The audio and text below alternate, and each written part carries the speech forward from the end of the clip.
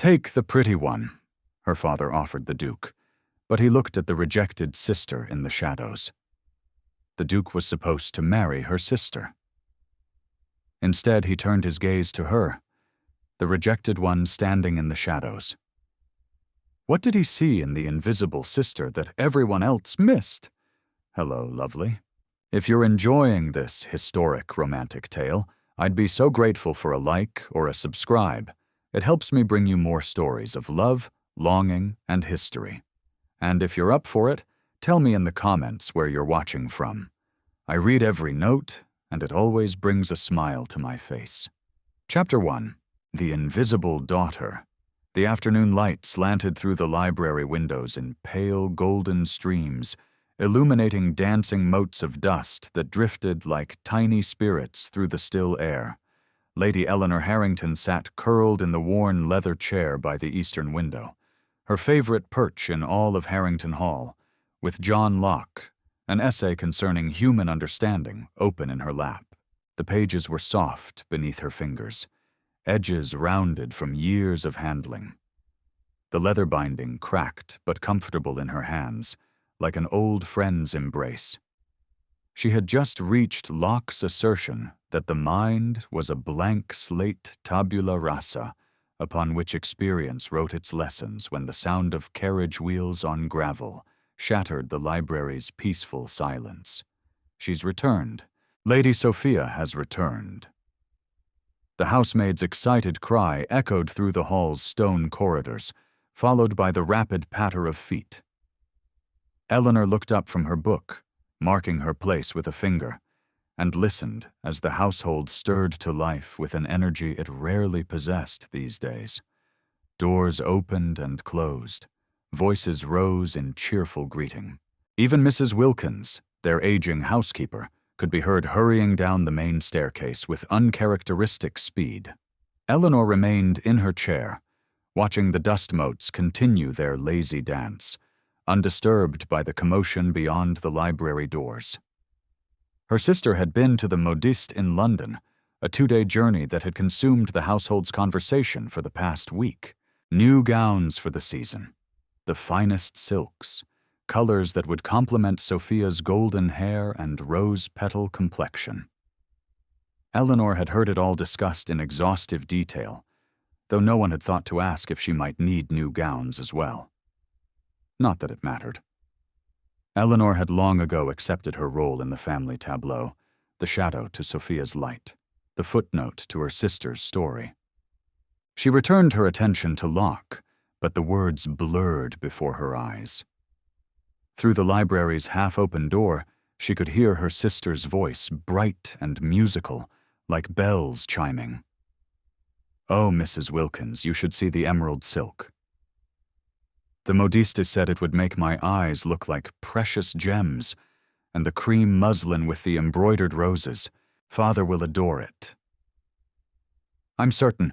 I'm sure you'll be the belle of every ball, my lady," Mrs. Wilkins replied, her voice warm with genuine affection. Eleanor closed her book quietly and rose from her chair, moving to the window that overlooked the hall's front courtyard. Below, servants were unloading trunk after trunk from the carriage, each presumably filled with finery that would make Sophia even more dazzling than nature had already rendered her. Lady Sophia Harrington stood in the center of the activity like a sun around which planets orbited, her golden hair catching the autumn light, her face animated with excitement. She was beautiful. There was no denying it. Society had proclaimed it since her debut 3 years ago, and the proclamation had only grown louder with time. Perfect features, perfect bearing, perfect charm. Eleanor turned away from the window and caught her own reflection in the small mirror that hung beside the bookshelf.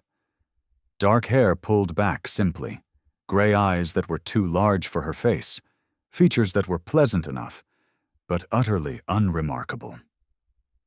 She was not ugly, precisely, but she was not Sophia, and in the world they inhabited, that single fact defined everything.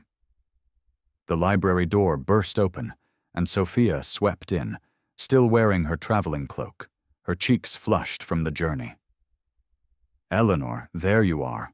I should have known I'd find you buried in books. Her tone was affectionate, without malice, which somehow made it worse. Welcome home, Eleanor said, managing a genuine smile. Whatever complicated feelings she harbored about her sister, she did love her. It was impossible not to love Sophia, who had never been cruel, never been unkind, but who simply existed in a different sphere entirely. You must come see the gowns, Sophia insisted, crossing to take Eleanor's hands. The modiste has outdone herself this time. There's a blue one that I think would suit you wonderfully. I had her make it up in your size. It will need altering, of course. But that was thoughtful, Eleanor interrupted gently, squeezing her sister's hands. Thank you. Sophia's expression flickered with something guilt, perhaps, or pity, but it passed quickly, replaced by her usual bright enthusiasm. Come then, I want your opinion on how I should wear my hair for the season's first balls. Eleanor followed her sister from the library, leaving Locke behind on the chair. The hall's corridors, which had seemed so peaceful moments ago, now thrummed with energy centered entirely on Sophia's return. They passed two maids carrying hat boxes, both of whom curtsied to Sophia and looked straight through Eleanor, as though she were merely part of the wallpaper. She was used to it. The late afternoon found Eleanor in the small parlor adjacent to her father's study, ostensibly reading, but actually seeking the quiet warmth of the fire. The early autumn chill had crept into the hall's bones, and funds for extra coal were scarce, though no one spoke of such things openly. The sound of raised voices filtered through the study door. 6 months, my lord, perhaps less, if your creditors grow impatient. Eleanor recognized Mr. Thornton's voice, the family solicitor, whose visits had become increasingly frequent and increasingly grim over the past year. There must be something, her father replied, his usually authoritative voice tight with desperation. The estate. Surely the estate is mortgaged to the hilt. My lord, you've borrowed against every acre, every asset. Unless you find a substantial infusion of capital, you will lose everything. The title will remain, but the hall, the lands, the income, all of it will be forfeit. A heavy silence followed. Eleanor sat frozen in her chair, the book forgotten in her lap, her heart pounding. Then Sophia must marry well, Lord Harrington said finally, his voice hard with resolve. And quickly, Duke William Beaumont is seeking a wife, they say. He's been in mourning these 8 years, but rumor has it he's finally ready to marry. Sophia could be the answer to everything. His Grace is notoriously particular, Mr. Thornton cautioned. Many have tried to capture his attention. Sophia will succeed where others have failed. She must. Our entire future depends on it. Eleanor's hands trembled slightly as she gripped her book. 6 months, complete ruin, and Sophia, beautiful, charming Sophia, was to be the sacrifice that saved them all. The study door opened abruptly. Eleanor barely had time to look down at her book, feigning absorption as her father strode past the parlor entrance without so much as a glance in her direction. His face was set in hard lines, his mind clearly racing through calculations and schemes. He passed within 3 ft of where she sat and did not see her. Eleanor exhaled slowly, the familiar ache of invisibility settling in her chest like a stone. Evening brought a return to the hall's usual rhythms. Dinner was a quiet affair. The family dining room felt too large for 3 people. The empty chairs a reminder of better times when aunts and uncles and cousins had filled the house with noise and laughter. Lord Harrington was distracted, speaking little, his gaze constantly drifting to Sophia as though seeing her anew, calculating her worth in the marriage market. Sophia chatted about London, the modiste, the ladies she'd encountered shopping. Her voice had that slightly performative quality it always carried at dinner, as though she were practicing for some larger stage. Eleanor ate quietly, contributed little to the conversation, and was not missed when she excused herself before dessert. She found her way back to the library, to her chair by the window, now dark with night. Someone had lit a single candle on the side table, probably Mrs. Wilkins, who alone seemed to notice Eleanor's habits and needs. She opened Locke again, but could not focus on the philosophy. Her mind kept returning to the overheard conversation, to her father's desperate words, to the impossible weight now resting on Sophia's slender shoulders. Sophia must marry well. Not Eleanor. Never Eleanor. The thought had never even crossed Lord Harrington's mind that his younger daughter might be of use in solving the family's crisis. She was simply too inconsequential, too easily forgotten. Eleanor had spent 22 years as a shadow in her own home, drifting through rooms without causing a ripple, existing in the margins of her family story. She loved them. She loved her father despite his blindness, loved Sophia despite the complicated tangle of affection and envy that bound them together. But the loneliness of perpetual invisibility had carved a hollow space inside her that no amount of books could fill. The sound of hoofbeats on gravel drew her attention to the window. A messenger on horseback, riding fast despite the darkness. She watched as he dismounted at the entrance, watched as a footman took an envelope from him. Moments later, Sophia's delighted cry echoed through the hall. "Father, father, come quickly. An invitation." From Duke William Beaumont himself.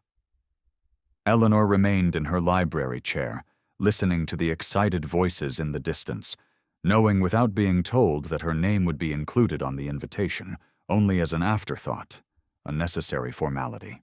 Lady Sophia Harrington and family were invited to a grand ball at the Duke's estate. The trap was set. The game had begun, and Eleanor, as always, would watch from the shadows while her sister stepped into the light. She looked down at the book in her lap, at Locke's careful reasoning about the nature of human understanding, and felt the weight of a truth the philosopher had never addressed.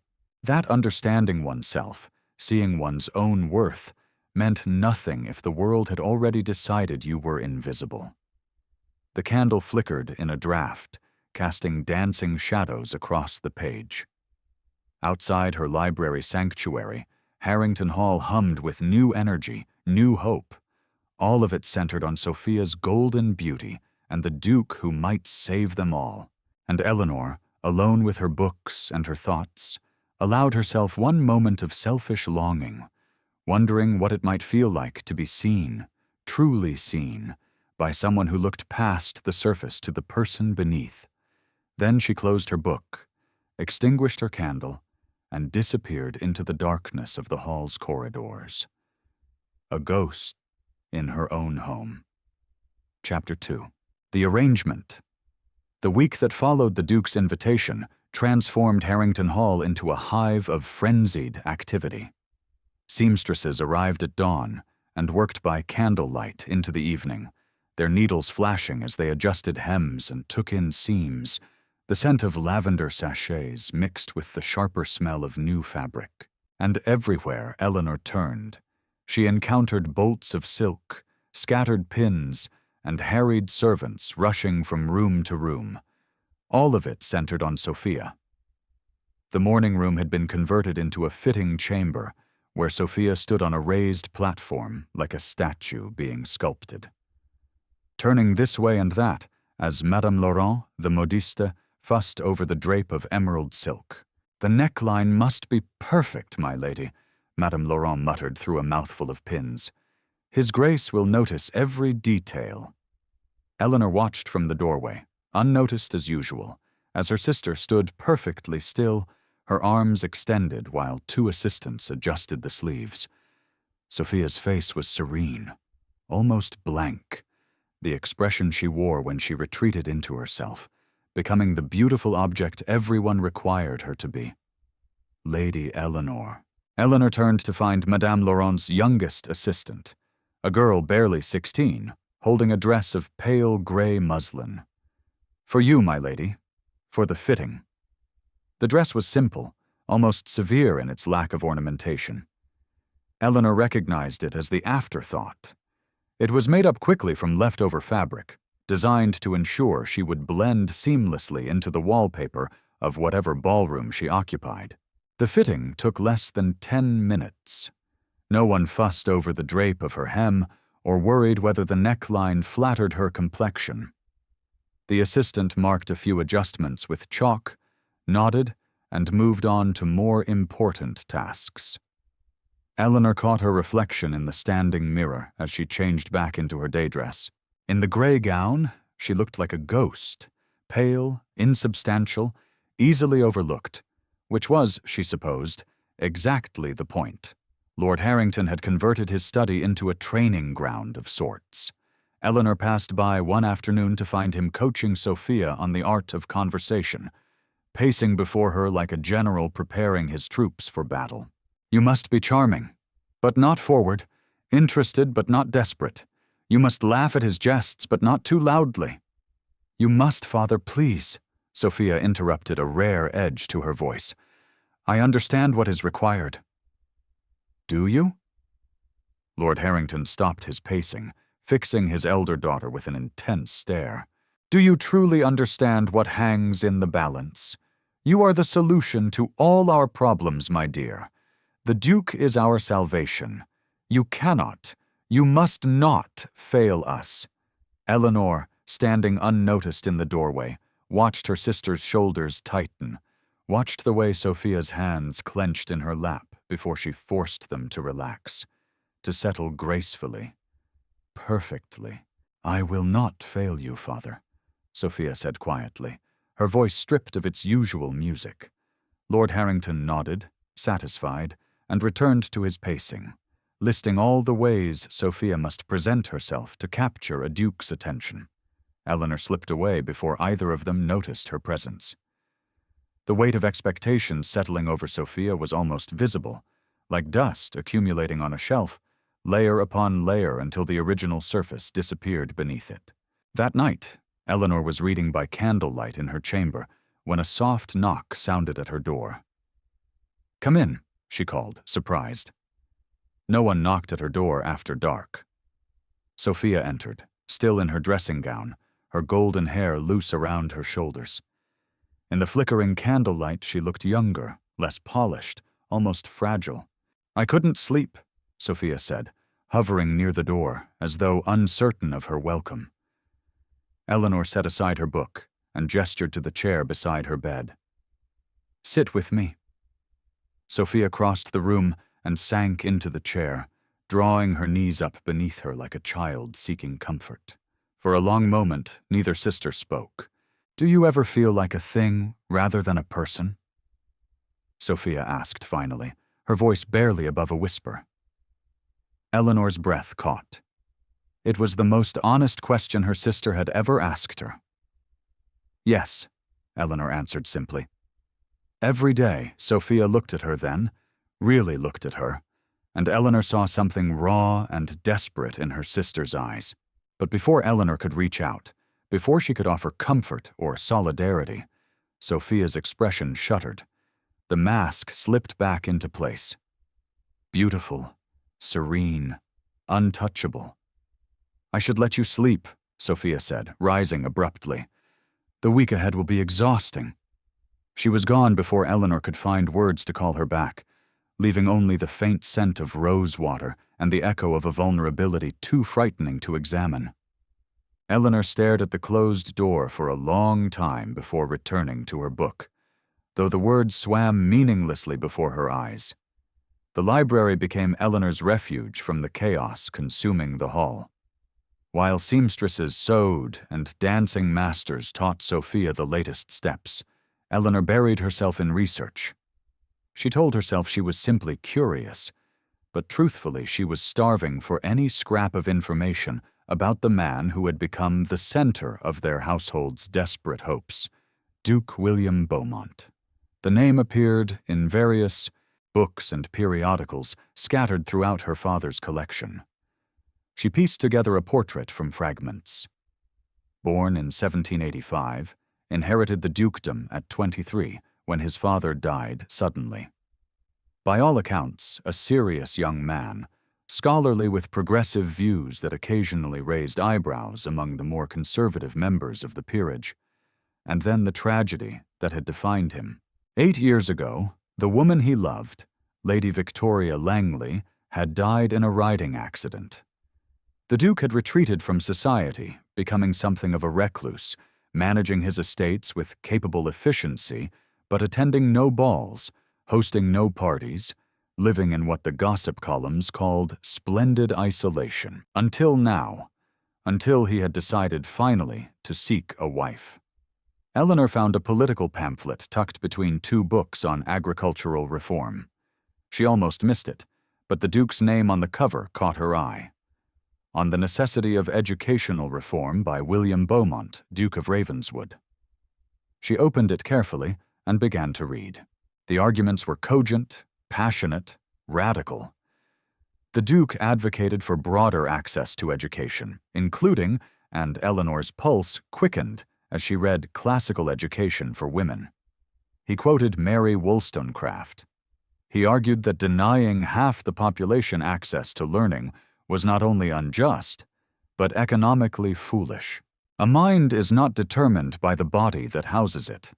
He wrote, "To assume women incapable of serious thought is to arm our society with willful ignorance." Eleanor read the pamphlet 3 times, committing whole passages to memory. Here was a man who believed women could think, could reason, could contribute to intellectual discourse, a man who saw minds rather than merely faces. She pressed the pamphlet to her chest and allowed herself a dangerous moment of longing. What would it be like to converse with such a man, to discuss philosophy, politics, ideas that mattered, to be seen not as an ornament or a disappointment, but as a thinking person worthy of engagement? The fantasy was foolish. She knew the Duke would see what everyone else saw. Beautiful Sophia, the obvious choice, the perfect Duchess. And Eleanor would remain invisible as always. She returned the pamphlet to its shelf and extinguished her candle, but sleep was long in coming. The day before the ball, Eleanor found her father in the corridor outside his study. She had a question about which wrap would be appropriate for evening, a small thing hardly worth mentioning, but she had no one else to ask. "Father, might I?" "Not now, Eleanor." Lord Harrington waved her off without looking at her, his attention focused on the letter in his hand. Then, as though remembering something, he glanced up. "Actually, yes. Tomorrow evening, I need you to stay out of the way. This is Sophia's night. The Duke must see her clearly, without distraction. I need you to be invisible." The words were spoken casually, without malice or particular emphasis. He had already turned away before they finished leaving his mouth, disappearing into his study and closing the door. Eleanor stood frozen in the corridor, her father's words echoing in her mind. "I need you to be invisible." It was nothing she hadn't heard before in 1,000 small ways. But the casual cruelty of it, the unthinking dismissal cut deeper than it should have. She pressed her palm against the wall to steady herself, willing away the sting of tears. She was already invisible. Had been her entire life. Her father was merely acknowledging what everyone already knew. The evening before the ball, Eleanor helped Sophia prepare for bed, brushing out her sister's golden hair in long, practiced strokes. Sophia sat before her vanity mirror, watching their reflections, one radiant, one ordinary. The contrast between them impossible to ignore. "You're quiet tonight," Sophia observed. "Tired," Eleanor lied. The candlelight caught in Sophia's hair, turning each strand to spun gold. She was breathtaking, Eleanor thought. Any man would be fortunate to win her. The Duke would take one look at this vision of beauty, and the matter would be settled. "Will you help me dress tomorrow?" Sophia asked. "I find I'm rather nervous." "Of course," Eleanor said, managing a smile. "You'll be magnificent. The Duke won't be able to look away." Sophia's reflection smiled, but her eyes remained troubled. "And what if that's all he sees? The surface? What if there's nothing beneath it that interests him? Eleanor paused mid-stroke, surprised by the question. But before she could formulate an answer, Sophia shook her head, banishing the moment of vulnerability. Never mind foolish thoughts before a ball. Help me with these pins. Eleanor helped her sister prepare for bed, sorted her jewelry for the following evening, and wished her pleasant dreams. As she left Sophia's chamber and returned to her own, she carried with her a tangle of emotions too complex to name love and envy, hope and resignation, compassion, and the dull ache of knowing that tomorrow night she would watch from the shadows while her sister stepped into the light that might save them all. In her own chamber, she lay awake long into the night, thinking of a duke who believed women's minds mattered, and wondering if such a man truly existed outside the pages of political pamphlets. Tomorrow she would find out. Tomorrow she would be invisible as requested. And somewhere in the darkest hours before dawn, Eleanor admitted to herself what she had been trying desperately to deny. That, despite everything, despite logic and experience, and 22 years of evidence to the contrary, a small, foolish part of her heart dared to hope. Chapter 3. The Duke's Gaze. The Duke's estate emerged from the twilight like something from a fairy story, all golden windows and elegant proportions, its classical facade illuminated by hundreds of torches that lined the sweeping drive. Eleanor pressed closer to the carriage window, watching the great house grow larger as they approached, her stomach tight with apprehension. Beside her, Sophia sat perfectly still, her hands folded in her lap, her breathing carefully controlled. The emerald silk of her gown shimmered in the dim carriage light, and even in this confined space, she looked like a masterpiece painted by one of the great artists. Lord Harrington, seated across from them, had not stopped talking since they left Harrington Hall. "Remember," Sophia smiled, but not too broadly, "laugh at his conversation. Ask intelligent questions, but do not dominate the discussion." "And Eleanor, I know, Father," Eleanor said quietly. "I'll stay out of the way." He nodded, already dismissing her, his attention returning to Sophia. "This is our moment. Do not waste it." The carriage rolled to a stop. A liveried footman opened the door, and the sounds of the ball flooded in music, laughter, the murmur of society's elite gathering for an evening of careful performance and ruthless judgment. Sophia descended first, her movements graceful, practiced. Lord Harrington followed, then turned to hand Eleanor down as an afterthought. She stepped onto the gravel drive in her pale gray gown and felt herself disappear, becoming merely part of the background against which more important people would shine. The ballroom stole Eleanor's breath despite her determination to remain unmoved. Crystal chandeliers hung from a ceiling painted with elaborate frescoes, their countless candles reflected in gilded mirrors that made the room seem infinite. The orchestra occupied a raised platform at the far end, their music weaving through the conversations of ladies in jewel-toned gowns and gentlemen in impeccable evening dress. The air smelled of hothouse flowers, expensive perfume, and beeswax candles. It was too much, too bright, too loud, too overwhelming. Eleanor felt the urge to flee, warring with curiosity as Lord Harrington guided them through the crowd, accepting greetings from acquaintances, while steering purposefully toward the receiving line. And there, at the center of it all, stood Duke William Beaumont.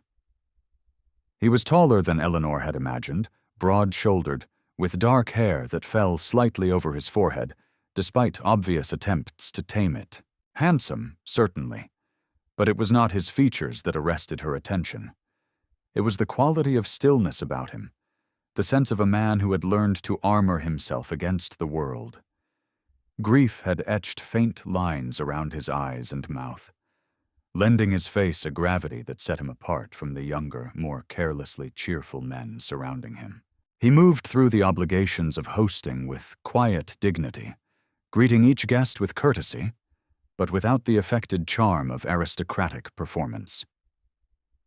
There was something almost weary about him, Eleanor thought, as though he were going through expected motions while his thoughts remained elsewhere. "Your Grace," Lord Harrington's voice rose above the general din as he positioned himself before the Duke, Sophia at his side like a prize being presented. "May I have the honor of presenting my daughter, the finest jewel in all of England, Lady Sophia Harrington." Sophia curtsied perfectly, her golden hair catching the candlelight, her smile luminous. Eleanor, standing slightly behind and to the side, watched the Duke's expression carefully. He bowed, said something appropriate, asked Sophia to dance. Society watched approvingly as the Duke led Sophia to the floor for a waltz. Lord Harrington beamed with satisfaction. Eleanor felt her heart sink with the inevitability of it all.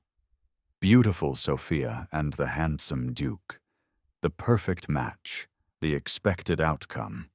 She slipped away while her father's attention was focused on the dancing couple, moving through the crowd with the ease of someone accustomed to being overlooked. The press of bodies made her anxious, the noise overwhelming, and she found herself gravitating toward the quieter edge of the ballroom. A wall of floor-to-ceiling bookcases occupied one end of the room, a curious choice for a ballroom, but Eleanor blessed whoever had designed it. She approached the shelves like a drowning person, reaching for solid ground. The books were real, not merely decorative. She ran her fingers along the spines, finding comfort in their familiar solidity. Philosophy, political theory, poetry, a collection that spoke of genuine intellectual curiosity rather than mere status. Her hands stopped on a slim volume bound in dark blue leather, A Vindication of the Rights of Woman by Mary Wollstonecraft. Eleanor pulled it from the shelf, her heart quickening. She had read it twice, had memorized whole passages, had found in Wollstonecraft's fierce arguments a validation of thoughts she'd barely dared articulate. To find it here in a Duke's ballroom seemed almost miraculous. She opened it carefully, finding the dedication page, then the beginning of the introduction. The words were old friends welcoming her home. Wollstonecraft, a bold choice for a ball. The voice came from directly beside her, low, cultured, tinged with something that might have been amusement. Eleanor's head snapped up, the book nearly slipping from her hands. The Duke stood not 3 feet away, watching her with an expression she couldn't quite decipher. "Your Grace, Eleanor stammered, feeling heat flood her cheeks. "I apologize, I shouldn't have." "Why not?" he interrupted gently. "They're here to be read, not merely displayed." She stared at him, confusion warring with embarrassment. The dance had ended. He should be with Sophia with her father, securing the arrangement everyone expected. Instead, he stood before Eleanor in her invisible gray gown, looking at her as though she were actually worth seeing. "Have you read it?" he asked, nodding toward the book. "Yes," Eleanor managed. "What did you think?" The question was genuine, his attention fully focused on her in a way that made her feel exposed and strangely exhilarated. I think Eleanor paused, gathering her thoughts, feeling herself slip into the familiar comfort of ideas rather than awkward social performance. I think she argues persuasively that denying women education does not protect their virtue, but rather ensures their dependence. That treating women as decorative objects rather than thinking beings diminishes both the women themselves and the society that constrains them. The Duke's expression shifted, something lighting in his eyes that hadn't been there during his dance with Sophia. "You disagree with her critics, then, those who claim she advocates for unwomanly behavior?" "Her critics confuse independence with impropriety," Eleanor said, warming to the subject, forgetting her nervousness. "They cannot imagine a woman who thinks and remains virtuous, as though the two qualities were somehow incompatible. But surely virtue grounded in genuine understanding is stronger than virtue maintained through ignorance." For the first time since she'd observed him that evening, the Duke smiled, not the polite expression he'd worn while greeting guests, but something genuine, reaching his eyes and softening the grief-carved lines of his face. Victoria used to carry that very volume, he said quietly. She would quote whole passages at dinner parties, much to the horror of the more conventional guests. Victoria, Lady Victoria Langley, the woman he'd loved and lost. "I'm sorry," Eleanor said softly. "I didn't mean to. Please don't apologize." The Duke's voice was firm, but not unkind. "It's been 8 years since anyone spoke to me about ideas rather than condolences. I find I've missed it." Eleanor looked up at him, truly looked at him, and saw past the title and the tragedy to the person beneath, someone intelligent, weary of superficiality, hungry for genuine connection. "Your pamphlet on educational reform," she said before she could stop herself. "I read it. I thought your arguments about access to classical education were particularly compelling." His eyebrows rose. "You've read my pamphlet?" "I read everything I can find," Eleanor admitted. "My father's library is limited, but I make do." "And what do you think of your Grace?" Lord Harrington's voice cut through the moment like a blade. Eleanor stepped back instinctively as her father materialized beside them, his expression hovering between confusion and alarm. Sophia stood slightly behind him, her perfect composure showing the first hairline cracks of uncertainty. "Forgive me, Your Grace," Lord Harrington said, his smile strained. "My younger daughter has a habit of wandering. I hope she hasn't troubled you. Lady Sophia was just mentioning how much she enjoyed your dance." "Not at all," the Duke said, his tone courteous but distant. The warmth that had animated his face during conversation with Eleanor had shuttered, replaced by the polite mask of aristocratic obligation. Lady Eleanor and I were discussing literature, a refreshing conversation. He turned back to Eleanor, and for a moment their eyes met. Something passed between them. Recognition, perhaps, or possibility, or the beginning of understanding. "I hope we might continue our discussion another time, Lady Eleanor," he said quietly. Then he bowed, acknowledged Sophia and Lord Harrington with appropriate courtesy, and moved away to greet other guests, leaving Eleanor standing breathless and confused beside the bookcase. Lord Harrington turned on her the moment the Duke was out of earshot. "What did you say to him?" he hissed. "You were supposed to stay invisible, not I did nothing, Father," Eleanor said, still holding Wollstonecraft's book. "He approached me. Well, see that it doesn't happen again. Sophia is the one he should be noticing." He took Sophia's arm and steered her away, already planning his next approach. Eleanor remained by the bookcases, carefully returning the blue volume to its place on the shelf. Her hands trembled slightly. The Duke's words echoed in her mind. "I hope we might continue our discussion another time." Across the ballroom, she caught sight of him speaking with an elderly couple, performing his duties as host with quiet efficiency. But once, just once, his gaze swept back across the room and found her standing by the books. Their eyes met for a heartbeat. Then he looked away. Eleanor pressed her palm against the bookshelf, steadying herself against the strange electric feeling coursing through her. For the first time in her life, someone had looked at her, truly looked at her, and seen not an invisible shadow, but a person worth knowing. It was terrifying, it was wonderful, and Eleanor had absolutely no idea what to do with it. Chapter 4. The Calling. The morning after the ball, Eleanor woke to the sound of her father's voice echoing through the hall's corridors. "He's calling this afternoon. The Duke himself, Mrs. Wilkins, we must prepare the drawing room immediately. Sophia, you must wear the cream muslin. No, the rose silk. It brings out your complexion." Eleanor lay in bed, listening to the household erupt into joyful chaos, and tried to convince herself that the previous evening had meant nothing. The Duke had been polite, curious perhaps, but the conversation by the bookcase had been a momentary aberration, a brief distraction, before he returned to the serious business of courting Sophia. That was the natural order of things. That was how the world worked. She rose and dressed in a simple morning gown of pale blue, then made her way to the breakfast room where she found Sophia already seated, pushing eggs around her plate without eating. "Congratulations," Eleanor said quietly, taking her seat. "Father seems certain the Duke is coming to declare himself. Arsenios." Sophia looked up, her expression unreadable. "Does he?" Before Eleanor could respond, Lord Harrington swept into the room, already dressed for receiving callers despite the early hour. "Sophia, you must eat something. You look pale, Eleanor." He paused, seeming to notice her for the first time. "Yes, well, you may join us in the drawing room when the Duke arrives. It would be odd if you weren't present." How generous, Eleanor thought, but kept the bitterness from her face.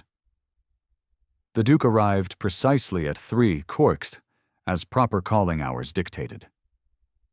Eleanor sat in the corner of the drawing room, a book open in her lap that she wasn't reading, while Sophia occupied the place of honor on the sofa nearest the fireplace. Lord Harrington hovered near the door, barely containing his excitement. When the Duke entered, he carried a bouquet of late-season roses, their petals just beginning to fade at the edges. He presented them to Sophia with appropriate courtesy, inquired after her health, commented on the pleasant weather. All perfectly correct, all utterly distant. Then his gaze found Eleanor in her corner. "Lady Eleanor," he said, crossing to where she sat. "What are you reading?"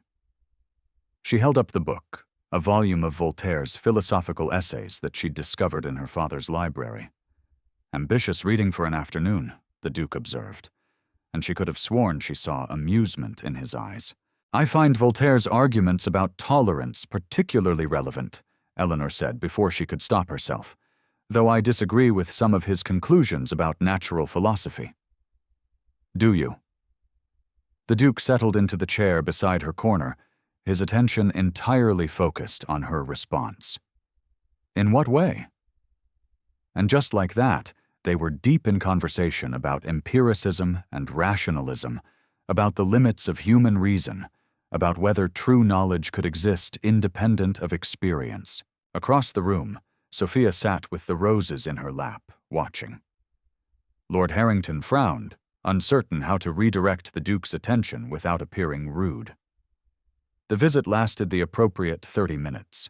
When the Duke took his leave, he bowed to Sophia, thanked Lord Harrington for his hospitality, and told Eleanor he looked forward to continuing their discussion. The moment his carriage disappeared down the drive, Lord Harrington turned on Sophia. "You must engage him more, ask him questions, show interest in his conversation." "I tried, Father," Sophia said quietly. "He was speaking with Eleanor. Then you must speak louder, be more charming." Eleanor left the room before she could hear more. Her book clutched against her chest, her mind spinning with confusion. The pattern repeated itself over the following 2 weeks. The Duke called every 3 days, always during proper hours, always with appropriate gifts, flowers, a book of poetry, a collection of botanical prints. He was unfailingly courteous to Sophia, attentive to Lord Harrington, and scrupulously proper in all his conduct. But his conversations were always with Eleanor. He asked about her reading. She asked about his work on educational reform.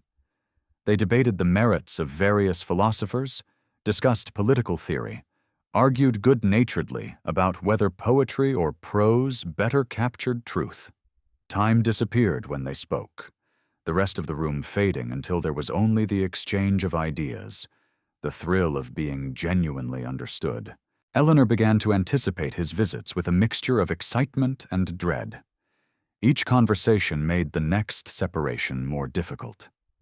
Each thoughtful question, each moment of intellectual connection carved deeper into her carefully guarded heart. Sophia grew quieter with each visit, her perfect composure showing cracks like fine porcelain under pressure. She performed her role flawlessly, smiled at the right moments, offered tea with graceful hands, never showed anger or resentment. But Eleanor saw the tightness around her sister's eyes, the way her shoulders tensed when the Duke turned his attention away from her. Lord Harrington remained stubbornly oblivious, attributing the Duke's interest in Eleanor to mere politeness. "He's being kind to your sister because she's here," he told Sophia after the 4th visit. "But you must work harder to capture his real attention, be more vivacious, laugh more. Show him what an excellent duchess you would make." Eleanor wanted to scream at her father's blindness. But what would be the point? He saw what he needed to see, what the world had taught him to value. The 5th visit changed everything. The Duke arrived on a crisp afternoon when the autumn leaves were at their peak, the gardens ablaze with gold and crimson.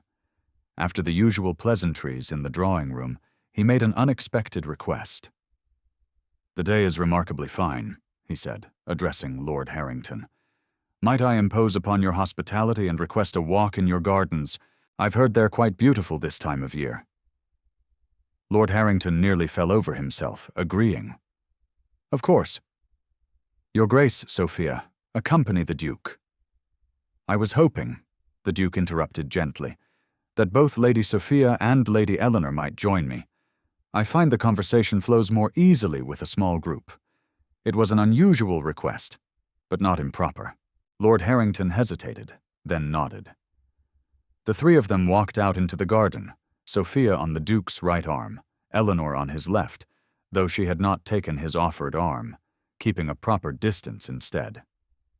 They had barely reached the rose arbor when a maid appeared, breathless. "Lady Sophia, forgive me, but your mother requests your presence. She has need of your opinion on the menu for tomorrow's dinner." It was obviously contrived. Lady Harrington had never consulted Sophia about menus in her life. But Sophia, reading the situation with the sharp intelligence she usually kept hidden, simply nodded. "Of course, Your Grace, Lady Eleanor. Please excuse me."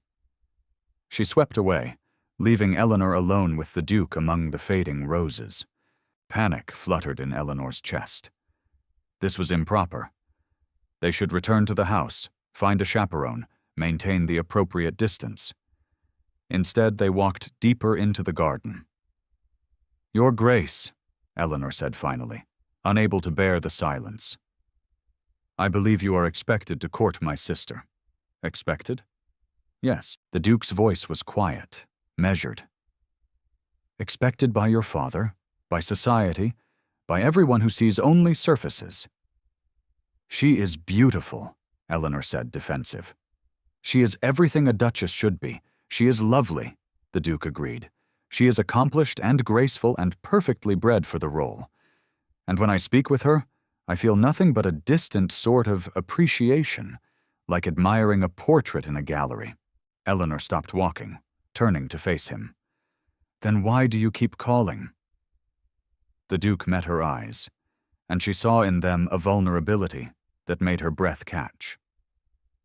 "I lost someone very dear to me many years ago," he said carefully.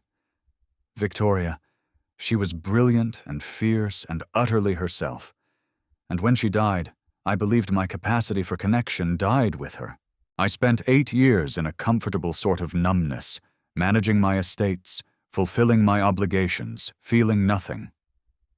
He paused, and Eleanor saw him gathering courage. "But you," he continued, "you remind me that there are still minds worth knowing, souls worth discovering. When we speak, I feel alive again. Not because you resemble Victoria. You don't. Not in any physical way, but because you're real, Eleanor. You're genuinely, authentically yourself, and that is rarer than you can possibly imagine in the world we inhabit." Eleanor's hands trembled. She clasped them together, trying to steady herself. "I am not my sister," she said, her voice barely above a whisper. "I am not beautiful. I am not charming. I am not what society expects. I will embarrass you at dinners and balls. People will say you made a poor choice. That grief has clouded your judgment." "Eleanor," the Duke spoke her name like a prayer. "No, you are something far more rare than beautiful or charming. You are real, and I find I would rather spend my life in honest conversation with someone real than in elegant silence with someone perfect. The garden seemed to hold its breath around them. Fallen leaves crunched softly beneath their feet. The scent of late roses hung in the cooling air. "I don't know what to do with this," Eleanor admitted, tears threatening. "I don't know how to want something this much without being terrified of losing it." "Then be terrified," the Duke said gently. "Be uncertain. Be yourself. That's all I ask." The sound of footsteps on gravel interrupted them. Lord Harrington probably come to ensure propriety, or to redirect the Duke's attention back to Sophia. The Duke stepped back, restoring proper distance. "I should return you to the house." They walked in silence, but everything had changed. Eleanor felt it in the way the air moved around them, in the careful space the Duke maintained between them that somehow felt more intimate than touching. That night, Eleanor stood at her bedroom window, watching the Duke's carriage disappear down the darkened drive. The lamp in his carriage cast a warm glow that faded into the darkness, and she pressed her palm against the cold glass. For 22 years, she had been invisible. For 22 years, she had told herself that invisibility was safety, that not being seen meant not being hurt. But now someone saw her, really saw her, and the terror of being seen warred with a desperate, dangerous hope. What if? The question hung in the darkness like a prayer. What if someone could love me not despite who I am, but because of it? Eleanor rested her forehead against the window and let herself imagine a future she had never dared to dream. Chapter 5. Truths and Fractures. 3 weeks after the ball, Eleanor woke to whispers. She had come downstairs early, seeking the quiet of the morning before the household fully stirred. When voices drifted from the servants' hall, the door left slightly ajar. Imagine the Duke preferring the plain one. The voice belonged to Sarah, one of the newer maids. "My cousin works at the Pendleton estate, and she says all of society is talking about it. Perhaps his grief has addled his wits." Another voice replied, older, more measured. 8 years is a long time to mourn. The mind can play tricks. Still, Lady Sophia must be devastated to be passed over for her own sister. Eleanor's hand tightened on the banister. She should move, should make her presence known, should do anything but stand frozen like a child eavesdropping on adult conversations. The plain one, the words echoed in her mind, reopening every wound she'd thought had scarred over. Of course, that's what they called her. Of course, that's how the world saw her. Not as Eleanor, not as a person with thoughts and feelings, but as the plain one, defined entirely by what she lacked in comparison to Sophia and the Duke's interest, explained away as madness, as grief-induced delusion, not as genuine attraction or intellectual connection, but as something wrong with him. Eleanor turned and climbed the stairs back to her room. Her appetite for breakfast vanished. By afternoon, the whispers had apparently reached her father's ears. Eleanor was in the small parlor attempting to read when Lord Harrington's voice thundered from the doorway. "My study now?" She rose on unsteady legs and followed him, dread settling in her stomach like a stone. He closed the study door behind them with barely controlled force. "What have you done?" His face was flushed, his hands trembling with anger or panic or both. 3 weeks, Eleanor. 3 weeks of the Duke calling, and only now do I understand what's been happening under my own roof. Father, you have been sabotaging your sister's future. He paced before his desk like a caged animal, deliberately engaging him in conversation, displaying your learning like some kind of blue stocking, distracting him from the purpose of his visits. The purpose of his visits? Eleanor's voice rose despite her intention to remain calm. He calls because he wishes to. He speaks with me because he chooses to. I have done nothing but answer his questions honestly. Honestly? Lord Harrington spat the word. You will cease these intellectual displays immediately, When the Duke calls, you will remain silent. You will let Sophia shine as she should. You will remember your place in this family." Something inside Eleanor cracked. 22 years of being overlooked, of being invisible, of never being quite enough. It all came pouring out. My place. She faced her father squarely, tears threatening, but her voice steady. "And what is my place, Father? To sit quietly in corners, to make myself smaller so Sophia can appear larger. I have done nothing but be myself. Perhaps that is the problem. I have never been enough for this family." Lord Harrington stared at her as though seeing a stranger. "You are being hysterical." "I am being honest," Eleanor interrupted. "For the first time in my life, someone sees me. Actually sees me, not as Sophia's shadow, not as the disappointing second daughter, but as myself. And you cannot bear it because it doesn't fit your plans. Our family is facing ruin." Lord Harrington's voice cracked. "Sophia must marry well. She must save us. You have no right to interfere. I have every right to exist," Eleanor shouted, shocking them both. "I have every right to be seen, to be wanted, to matter." The silence that followed was deafening. Eleanor turned and fled before her father could respond, before the tears could fall, before she said something that would shatter their relationship beyond repair. She found refuge where she always did, in the library, in the worn leather chair by the window, surrounded by books that had been her companions when people failed her. The tears came then, hot and bitter. She pressed her face into her hands and let herself break. Let the pain of being the plain one, of being told she was sabotaging her sister's happiness simply by being herself, wash over her in waves. She didn't hear the door open, didn't notice she wasn't alone until a handkerchief appeared in her field of vision. "Here," Sophia said softly. Eleanor looked up, startled, to find her sister settling into the chair beside her. Sophia's perfect composure showed cracks. Her eyes were red-rimmed, her hands twisting in her lap. "I heard Father shouting." Sophia said half the house heard him. "I'm sorry," Eleanor managed, wiping her eyes. "I never meant to. Don't." Sophia's voice was firm. "Don't apologize, not for this." They sat in silence for a long moment, the afternoon light slanting through the dusty windows, illuminating the space between them. "I have been jealous of you, Eleanor," Sophia said finally, her voice barely above a whisper. Eleanor stared at her sister. "Of me? You who have everything," Sophia laughed, but it was a broken sound. "Everything. I have been a thing, Eleanor. A beautiful thing, carefully maintained and displayed, but a thing nonetheless. You have always been free to be yourself, to read what you choose, to think what you wish, to exist without the weight of everyone's expectations crushing you."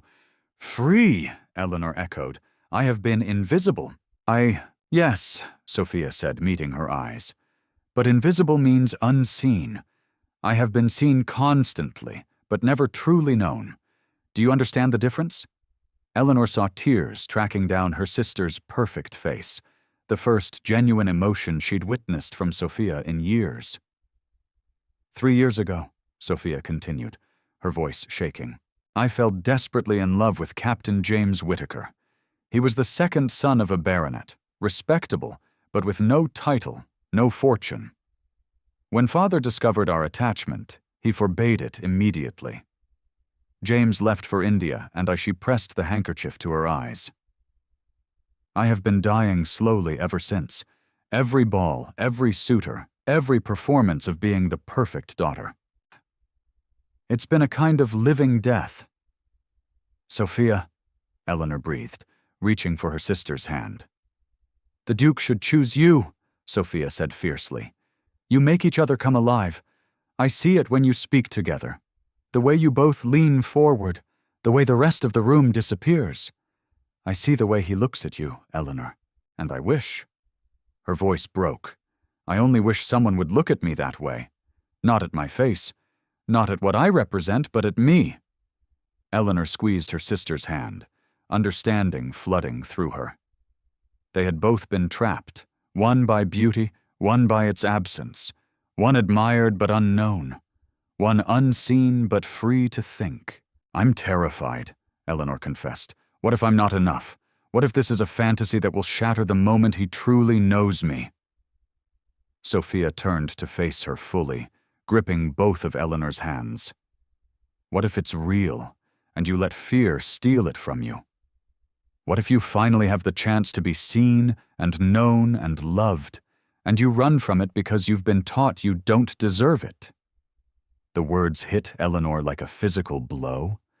How many years had she told herself she didn't deserve to be seen? How deeply had she internalized the message that she was less than? Received a letter last week, Sophia said, her voice softening. From James. He's returning to England in 2 months. He never married. He says he never stopped loving me. Eleanor's breath caught. What will you do? I don't know yet, Sophia admitted. Father will be furious. But watching you with the Duke, watching you find the courage to be yourself despite everything, it's made me wonder if perhaps I deserve that too. The sisters embraced then, clinging to each other, finding in shared pain and shared hope a connection that had eluded them their entire lives. Sophia's tears soaked into Eleanor's shoulder, and Eleanor's into Sophia's. And for the first time, they were not the beautiful one and the plain one, not rivals for attention or favor, but simply two women trying to find their way in a world that wanted to define them. When they finally pulled apart, Sophia wiped her eyes and managed a watery smile. What will you do? She asked. Eleanor thought of the Duke, of their conversations, of the way he looked at her as though she mattered. She thought of her father's anger, society's judgment, all the voices telling her she wasn't enough. And she made her decision. I will not hide any more, she said, her voice steady despite her fear. And I will be honest with him about everything. The Duke deserves to know the truth about our family's financial situation, about Father's desperation, about all of it. If his interest in me is real, it should survive honesty. Sophia nodded. And if Father tries to stop you, then I will finally stop being invisible by choice, Eleanor said. I have spent 22 years making myself small to fit into spaces that were never meant for me. No more. They sat together as the afternoon light faded. Two sisters who had finally seen each other clearly, finding strength in solidarity. Outside the library, the household continued its anxious preparations. Lord Harrington, no doubt plotting how to salvage Sophia's prospects. But in the quiet sanctuary of books and dusty light, Eleanor and Sophia made their own plans. Plans that had nothing to do with what society expected, and everything to do with what they deserved. For the first time in her life, Eleanor felt the weight of invisibility lifting. It was terrifying. It was exhilarating. And she was finally ready. Chapter 6. The Offering and the Debt. The invitation arrived on thick cream paper sealed with the Duke's crest in burgundy wax. Lord Harrington read it 3 times before his hands stopped trembling. The Duke of Ravenswood requests the pleasure of the Harrington family's company for tea at Ravenswood Hall. This is it, he said, his voice tight with barely suppressed hope. A formal invitation to his estate. He means to make an offer. Eleanor, standing by the window with a book she wasn't reading, felt her stomach clench. She had resolved to tell the Duke the truth about their family's circumstances, but the weight of that decision pressed on her chest like a physical thing. Sophia, seated at her embroidery, met Eleanor's eyes across the room. In that glance passed understanding, encouragement, and something that looked like pride. We must make an excellent impression, Lord Harrington continued, already planning. Sophia, the lavender silk. Eleanor, he paused. seeming to truly look at her for the first time in days. "Wear something appropriate." Eleanor nodded, her throat too tight for words. Ravenswood Hall in daylight was even more magnificent than it had been on the night of the ball. The autumn sun gilded the classical facade, and the formal gardens stretched in geometric perfection toward distant woods ablaze with color. They were received in a drawing room that spoke of wealth deployed with taste rather than ostentation. Wedgwood blue walls, furniture upholstered in cream damask, paintings that were genuine masterpieces rather than mere decoration. A tea service of delicate porcelain waited on a low table, and through the tall windows, the gardens beckoned. The Duke greeted them with his characteristic quiet courtesy, but his eyes found Eleanor immediately and held there a moment longer than propriety strictly allowed. "Thank you for accepting my invitation," he said, gesturing for them to be seated. "I hope the journey wasn't too taxing." Lord Harrington launched into effusive gratitude, his nervousness making him verbose. Sophia sat perfectly still, her hands folded in her lap, her expression serene. Eleanor perched on the edge of her chair, her heart hammering against her ribs. Tea was poured, pleasantries were exchanged. The Duke asked after their comfort, commented on the unusually fine weather, mentioned an upcoming exhibition at the Royal Academy. All perfectly normal, all utterly surreal. Then the Duke set down his cup and turned to Lord Harrington. "Sir, I wonder if I might request a private word with Lady Eleanor. There is a matter I wish to discuss with her." The silence that followed was deafening. Lord Harrington's cup rattled slightly in its saucer. Sophia's eyes widened fractionally before her composure reasserted itself. "Your Grace, that would be highly irregular," Lord Harrington managed. "I am aware," the Duke said calmly. "Nevertheless, I ask your permission. It wasn't really a request, not from a Duke." Lord Harrington swallowed hard and nodded. The Duke rose and offered Eleanor his hand. She took it, feeling the warmth of his palm through her glove, and followed him from the drawing room. His study was magnificent, a cathedral to learning. Books lined every wall from floor to ceiling, their leather spines gleaming in the autumn light that streamed through windows overlooking the gardens. The scent of leather and paper and old wood filled the air, and Eleanor felt something in her chest loosen despite her anxiety. "Your library," she breathed. "One of the few rooms in this house that feels genuinely mine," the Duke said, closing the door behind them, not completely leaving it slightly ajar for propriety, but enough to create intimacy. They stood facing each other in the center of the room, and Eleanor summoned every ounce of courage she possessed. "Your Grace, there is something you must know," she said before he could speak. "Before you say anything, before this goes any further, I cannot in good conscience allow you to continue in ignorance." He waited, his expression attentive but not alarmed. The words tumbled out in a rush. "My father is facing financial ruin, complete ruin. Our family has approximately 4 months before we lose everything. The estate, the income, all of it. The only thing that will remain is the title, which is worth nothing without the means to support it." She took a shaking breath. "You should know this because if you are considering any future association with our family, you deserve the truth. I will not have you discover later that you were deceived." The Duke's expression didn't change. He simply watched her with those dark, assessing eyes. "I know," he said quietly. Eleanor's world tilted. "You know, I make it my business to know the circumstances of anyone I might ally myself with," the Duke said, taking a step closer. "I learned of your family's situation before I ever attended that ball." "Then why?" Eleanor couldn't finish the question. Her mind spun with implications. The Duke moved closer still, near enough that she could see the fine lines around his eyes, the slight imperfection where an old scar marked his left eyebrow. Because financial circumstances have nothing to do with the worth of a person's mind, heart, or soul, he said, his voice low and intense. I did not come to that ball seeking a transaction, Lady Eleanor. I came because I have been alone for 8 years, and I was weary of loneliness. I came hoping to find. I don't know what I was hoping for, but I found you. Eleanor's hands trembled. She clasped them together to still them. But I will not court you under false pretenses, the Duke continued.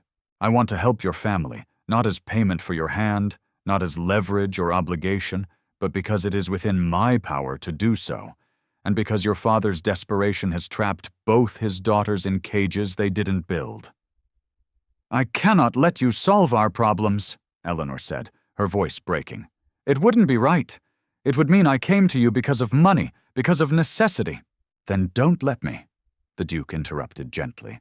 Let me solve them for Sophia's sake, for your mother's sake, for the servants who would lose their positions.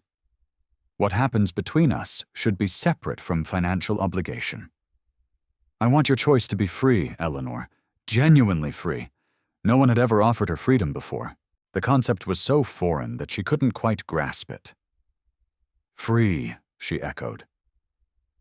I am not proposing, the Duke said, and she heard vulnerability in his voice.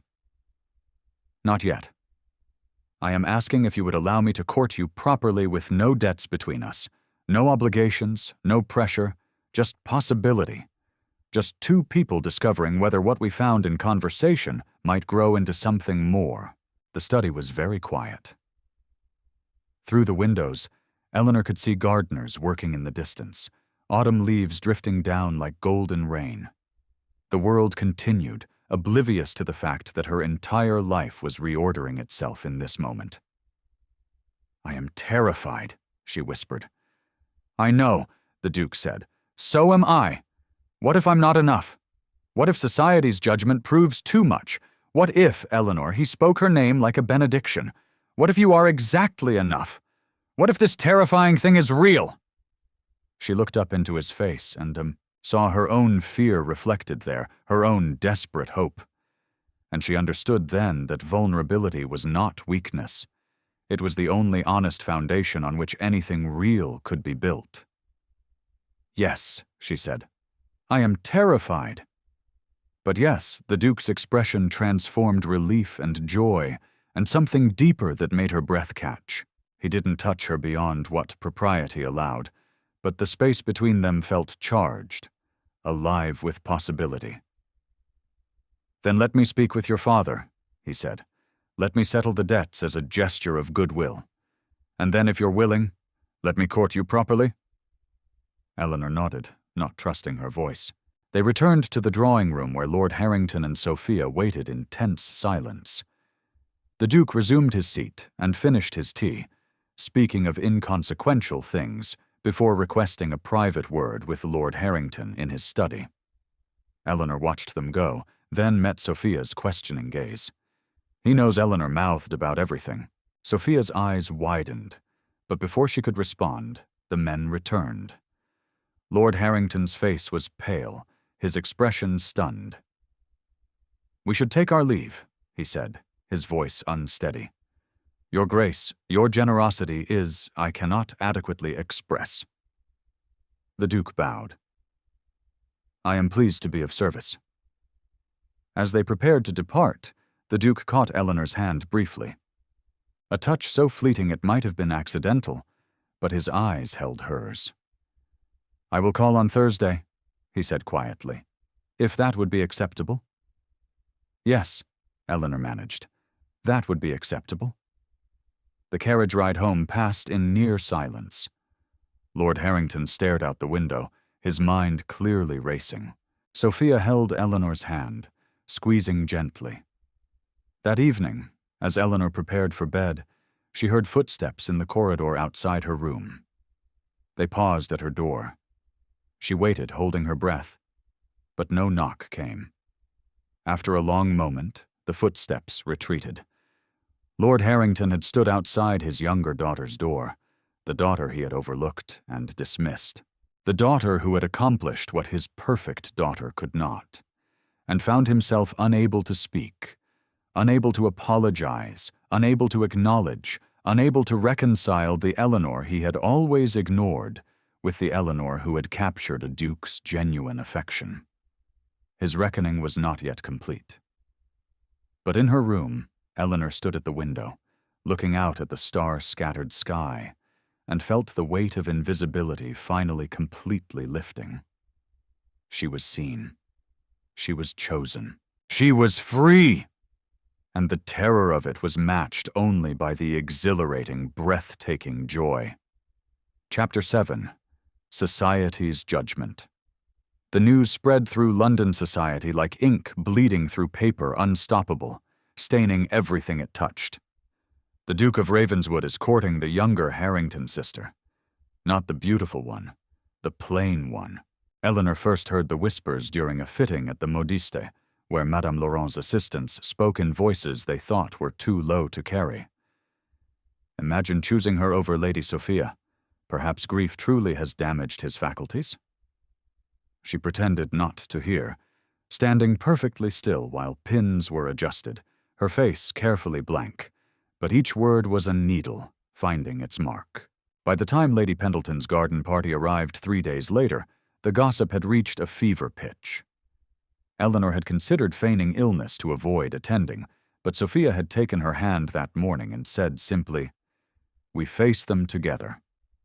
So Eleanor dressed in a gown of soft blue, not gray this time, not invisible, and went to face society's judgment.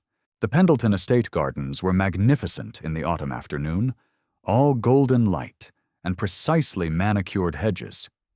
Ladies in their finest gowns clustered like exotic birds beneath silk canopies, while gentlemen stood in groups discussing politics and horses.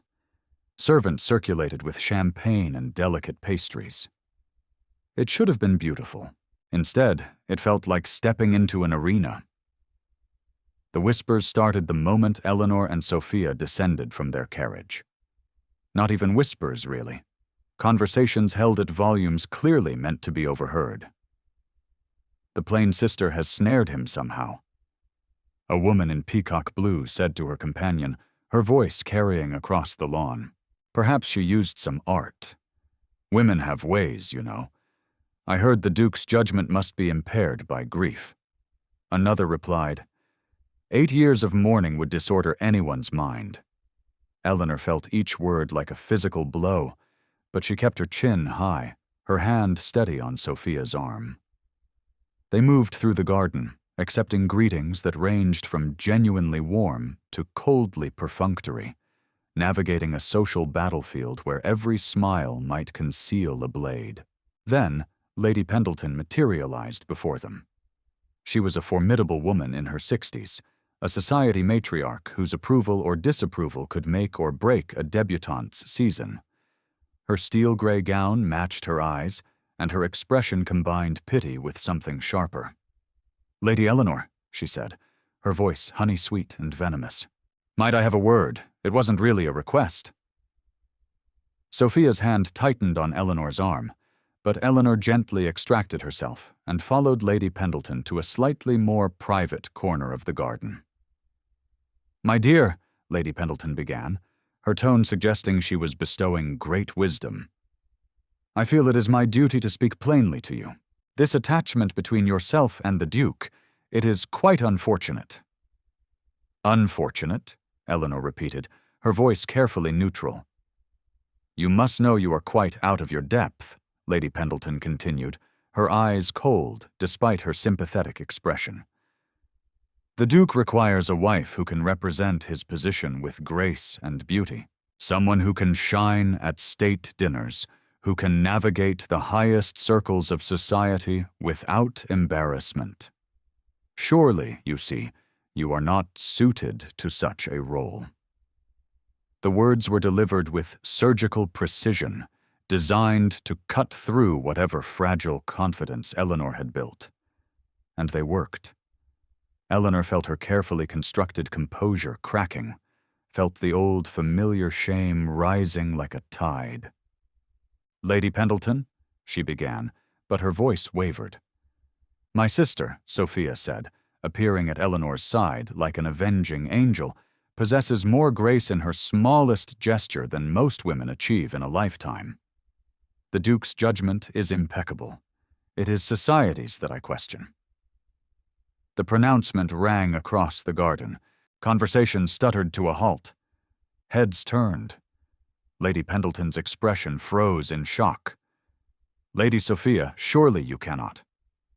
I can and I do, Sophia said, her voice carrying the authority of someone who had spent her life as society's darling and no longer cared to maintain that position. My sister has been overlooked her entire life by people too shallow to see past surfaces. If the Duke is wise enough to recognize her worth, then he is a better judge of character than anyone present. She turned to Eleanor, whose eyes were swimming with tears. Come, the air here has grown stale.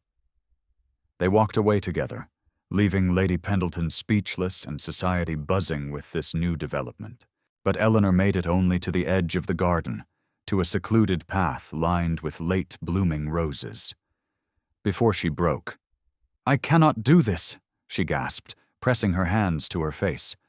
Sophia, they are right. I am not beautiful enough, not polished enough. I will embarrass him. I will be a liability. He should choose someone else. Eleanor, the Duke's voice cut through her spiral. She looked up to find him standing a few feet away, his expression concerned, intense. Sophia, reading the situation with her usual acuity, melted away down the path, leaving them alone in the sheltering shade of the rose arbor. What has happened? The Duke asked, closing the distance between them. They are saying terrible things, Eleanor said, her voice breaking. That you are mad, that I have trapped you somehow, that I am completely unsuited to be your wife. Look at me, Eleanor. It was the first time he had used her given name. The intimacy of it made her breath catch. She met his eyes, dark, steady, certain. I have spent 8 years in a tomb of grief, he said, his voice low and fierce, surrounded by society's most beautiful women, feeling nothing but a distant sort of numbness. You brought me back to life. Do you think I care what Lady Pendleton thinks? But I care, Eleanor cried. I cannot bear to be the object of mockery, to have people whisper that you made a poor choice, that grief damaged your judgment. Then we will prove them wrong, the Duke said, stepping closer, his hands moving to grip her arms gently, steadying her together. But I need to know, Eleanor, are you rejecting me because of your own doubts or because of their judgment? The question cut to the heart of everything. Eleanor stared up at him, tears streaming down her face, and was forced to confront her deepest fear. Was she running because she genuinely believed she wasn't enough? Or because she had spent so long being told she wasn't enough, that she could no longer distinguish her own voice from society's? I am afraid, she whispered. I am afraid I will wake up and discover this was a dream. That I am still invisible, still overlooked, still the disappointing daughter who never quite measured up. I am afraid that one day you will look at me and see what everyone else sees, the plain one, the forgettable one, and wonder what you were thinking. The Duke's expression softened. One hand moved from her arm to cup her face, his thumb brushing away tears. You have never been invisible to me, he said. From the moment I saw you at that ball, reading Wollstonecraft, genuinely absorbed in ideas rather than performing for an audience, I saw you. I see you still. I see a woman of remarkable intelligence, fierce honesty, and a depth of character that makes every other woman I've met seem like shadows on a wall. They will never accept me, Eleanor said, but her voice was weakening. Some will, the Duke countered. Some already do, and those who don't, their opinions matter less to me than one honest conversation with you. He paused, his eyes searching hers. I do not want to be invisible anymore. I want to be seen by you, even if society disapproves. Then stand with me, the Duke said. Let them whisper. Let them judge. We will build something real, something that doesn't require their approval to exist. But I need you to choose this, Eleanor, not out of duty or desperation, but because you want it." Eleanor looked up at this man who saw her, truly saw her, who had offered her freedom and then stood firm when she was most afraid. She thought of 22 years of invisibility, of making herself small, of accepting that she was less than, and she chose differently. "I do not want to be invisible anymore," she said, her voice growing stronger. "I want to be seen by you, by myself. Even if society disapproves, even if they whisper, even if they never accept me, I want to try. I want this." The Duke smiled, that genuine smile that transformed his grief-marked face into something beautiful. "Then let us return to the party," he said, offering his arm. Together, Eleanor took his arm, feeling the solid warmth of him beside her, and they walked back down the rose-lined path toward the garden party and its judging eyes.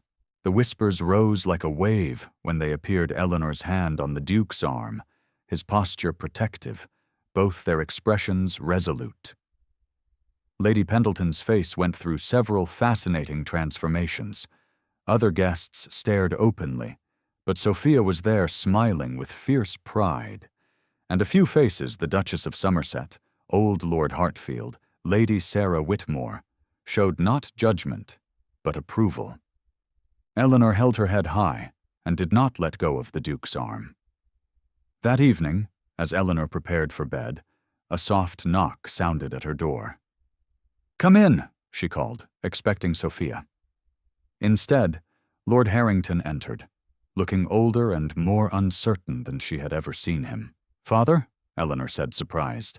He stood in the doorway, struggling visibly with words that clearly didn't come easily. "I have failed you as a father," he said finally, his voice rough. "I saw only what society valued and missed what truly mattered. For 22 years, I looked past you, dismissed you, treated you as though you were somehow less than your sister. I cannot undo those years. I cannot give you back what I took through my blindness." Eleanor's throat tightened. "But I see you now," Lord Harrington continued. "And I am proud of your courage, proud of the woman you have become despite my failures. You have more strength than I ever recognized. It wasn't a complete redemption. Years of hurt couldn't be erased with one conversation. But it was a beginning, an acknowledgement, an apology, a tentative step toward something better." "Thank you, Father," Eleanor said softly. He nodded, unable to say more, and withdrew. Eleanor stood alone in her room, looking at her reflection in the mirror, the same face she had always had, unremarkable, ordinary, not the face society celebrated, but seen, chosen, valued. She smiled at her reflection, and finally, for the first time in her life, liked what she saw. Chapter 8. The Gala and the Declaration. 4 weeks had passed since the garden party, and Eleanor had spent them learning what it meant to be courted properly. There had been walks in the park, with Sophia accompanying as chaperone, where she and the Duke discussed everything from political philosophy to their favorite novels. Dinners at both estates where conversation flowed easily, despite Lord Harrington's lingering nervousness. Afternoons in the Duke's magnificent library, where he had given her free rein to explore his collection, and they had debated the merits of various authors until the light faded. She had grown more confident with each passing day, more certain that this was real, that she was genuinely wanted. But tonight was the ultimate test. The Duke's gala was the event of the season. Every person of consequence in London society would be there, watching, judging, waiting to see what the Duke would do. Eleanor stood before her mirror as Sophia fastened the last button on her gown, deep sapphire silk that they had chosen together, elegant and understated, honoring Eleanor's own style rather than trying to compete with conventional beauty. "You look magnificent," Sophia said, stepping back to admire her work. Not because of the gown, though it's lovely. Because you look like yourself. Confident, ready. Eleanor met her sister's eyes in the mirror. I'm terrified. Ahem. Good, Sophia said, smiling. That means it matters. A knock at the door interrupted them. Lord Harrington's voice, tentative. The carriage is ready when you are. In the month since his halting apology, her father had been carefully, awkwardly trying to repair what he had broken. He asked about her reading now. He looked at her when he spoke. It wasn't enough to erase 22 years, but it was something. We're coming, Father, Eleanor called. Sophia squeezed her hand. Tonight you step fully into the light, no more shadows. Eleanor took a deep breath and nodded. Ravenswood Hall blazed with light, every window golden, the drive lined with torches that turned the approaching carriages into a procession of fire. The sound of music and laughter drifted across the grounds, and Eleanor felt her heart hammering against her ribs. The weight of hundreds of eyes found her the moment she entered the ballroom. She had expected it, had prepared for it, but the reality still stole her breath. Society's elite turned to observe the Harrington family's entrance, conversations pausing mid-sentence, fans stilling mid-flutter. The whispers began immediately. Not cruel now, but curious, speculative. The Duke's choice, the plain sister, the one who somehow captured him. Then the Duke was there, crossing the ballroom with purpose, his eyes finding Eleanor immediately as though everyone else had ceased to exist. Lady Eleanor, he said, bowing formally. Lady Sophia, Lord Harrington, welcome. His greeting was proper, appropriate, but his gaze held Eleanor's a moment longer than strictly necessary, and she saw in his eyes everything he couldn't say in public. You're here? You came? You're magnificent. The evening progressed in a blur of introductions and conversations. Eleanor navigated the social waters with growing confidence, no longer trying to disappear into corners. Some guests remained cool, disapproving. Others were curious, asking thoughtful questions, genuinely interested in this woman who had captured the Duke's heart. A few were openly supportive. The Duchess of Somerset, ancient, formidable, respected by all, approached Eleanor during a lull in conversation. My dear, she said, her voice carrying the authority of 8 decades of navigating society. I have watched the Duke for 8 years. I knew his Victoria, wonderful girl, taken far too soon. I have watched him grieve, watched him withdraw, watched countless beautiful women try and fail to breach his defenses. Eleanor held her breath. You have given him back his life, the Duchess continued. Anyone who cannot see your value is a fool. I expect you to call on me next week. We have much to discuss. It was an endorsement, a public declaration of approval from one of society's most influential figures. Eleanor felt something tight in her chest loosen. Thank you, Your Grace, she managed. The Duchess patted her arm. Stand firm, child. You're stronger than you know. The moment came as the clock struck 10. The Duke crossed the ballroom, the crowd parting before him, and stopped in front of Eleanor. The music had paused between sets. The entire room fell silent. Lady Eleanor, he said, his voice carrying in the sudden quiet, would you do me the honor of this dance? It was the question everyone had been waiting for. Eleanor's hand trembled slightly as she placed it in his. Yes, she said clearly, I would be honored. The orchestra began a waltz, something sweeping and romantic that filled the ballroom with sound. But as the Duke led Eleanor onto the floor, as his hand settled at her waist and hers on his shoulder, the music faded to background noise. The world narrowed to just the two of them. They moved together, turning in perfect synchronization, and Eleanor forgot to be nervous, forgot the watching eyes, forgot everything except the man before her. I see you, Lady Eleanor, the Duke said quietly. His voice meant only for her. Not as the sister in the shadows, but as yourself.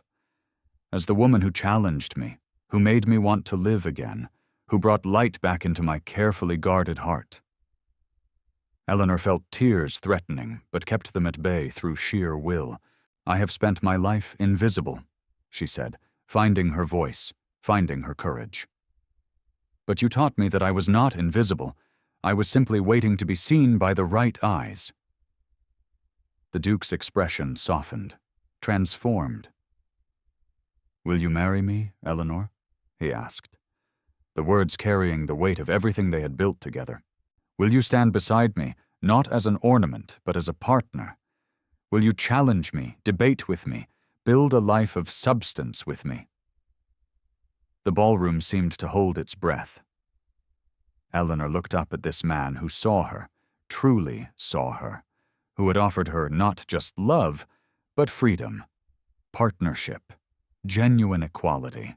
"Yes," she said, her voice clear and certain, no longer afraid. "I choose myself, and I choose you." The Duke smiled that genuine transformative smile and produced a ring from his pocket, simple, elegant, with a sapphire the exact color of her gown set in delicate gold. He slipped it onto her finger as they continued to dance, and the ballroom erupted. Applause thundered through the space, even from those who had disapproved, even from those who had whispered cruel things, because the Duke's happiness was undeniable. Eleanor's courage was evident, and love, when it was this real, was impossible to dismiss. They finished the dance as an engaged couple, and Eleanor felt like she was floating. Then, as the music ended, and they stepped apart, a commotion rippled through the crowd near the entrance. A man stood there, tall, sun-bronzed, dressed in traveling clothes that spoke of hasty arrival. His eyes swept the ballroom and locked immediately on one person, Sophia.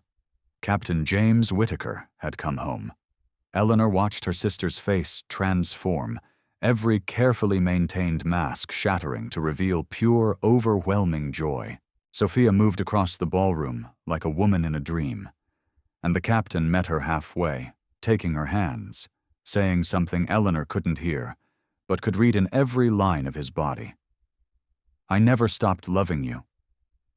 The Duke leaned close to Eleanor. "I tracked him down 3 weeks ago," he whispered, sent a letter explaining the situation. "He was already booking passage home when my letter arrived. He'd been planning to return for months, gathering the courage to win her back." Eleanor looked up at her fiancé with wonder. "You did this?" "Every love story deserves a chance," he said simply. Across the room, Lord Harrington watched both his daughters, one newly engaged to a duke, one reunited with her lost love, and Eleanor saw understanding finally dawn on his face, the cost of his blindness, the years wasted trying to force his daughters into shapes that didn't fit them, the happiness he had nearly destroyed through narrow vision. He met Eleanor's eyes across the ballroom and nodded. Not forgiveness earned, but acknowledgement given. The gala continued, but now 2 love stories were blooming amid the music and champagne and society's fascinated whispers.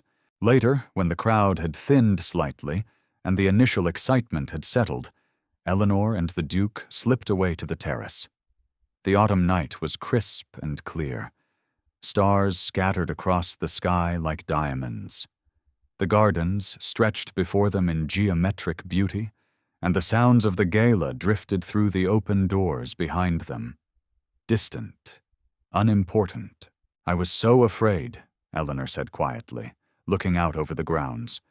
"Afraid I wasn't enough. Afraid this was all a dream that would shatter." The Duke took her hand, his thumb brushing over the sapphire ring. "You were always enough. You simply needed to believe it yourself." Eleanor turned to face him. This man who had seen her when she was invisible, who had valued her mind as much as any other quality, who had offered her partnership instead of ownership. "I believe it now," she said. Finally, they stood together in the starlight, hand in hand, the future stretching before them like an unwritten book. Inside, Sophia danced with her captain. Lord Harrington wrestled with his conscience, and society revised its opinions with the fickleness of those who follow rather than lead. But out here, in the quiet darkness, Eleanor Harrington, soon to be Eleanor Beaumont, Duchess of Ravenswood, stood in the light at last, no longer invisible, no longer afraid, finally, beautifully, completely herself. And it was enough. It was more than enough. It was everything. And so, dear listeners, Eleanor Harrington stepped out of the shadows and into a love that saw her true worth. Sometimes the greatest love stories aren't about being chosen despite our flaws. They're about being cherished because of our authentic selves. If this story touched your heart, please show your support by hitting that like button. It helps more people discover these tales of hope and unexpected romance. Subscribe to Lyra's Romance Stories and ring the notification bell so you never miss our next journey into love, courage, and happy endings. What did you think of Eleanor and the Duke's story? Have you ever felt invisible only to be truly seen by someone special? Share your thoughts in the comments below. I read every single one, and I love hearing how these stories resonate with you. And if you're craving more historical romance with strong heroines who refuse to be defined by society's expectations, check out the story in the card above. You'll love it. Until our next story, remember, you are not invisible. You are simply waiting to be seen by the right eyes, and when that moment comes, have the courage to step into the light. This is Lyra reminding you that true love sees the soul, not just the surface. Sweet dreams, and I'll see you in the next story.